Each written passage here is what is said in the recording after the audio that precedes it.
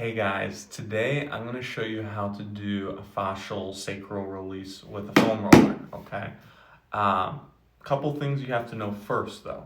So fascial tissue has an end range. I'm going to use my forearm as an example.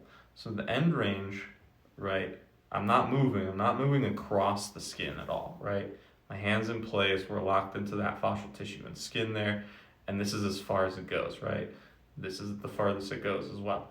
So we want to do the same thing for the sacrum area as well. So with a foam roller, what we can do is we can expose, just either roll our pants down a little bit and lift our shirt and just expose our sacrum, okay? Which should be right above the butt crack there. And all we want to do is we want to just wiggle our hips side to side while we're on the foam roller there and just feel the end range of motion. This is literally as much as you probably will move. Okay, so it's gonna look a little something like this. Obviously, I'd be a little more exposed back here, but we keep things PG, okay? So we'll be down on the ground here.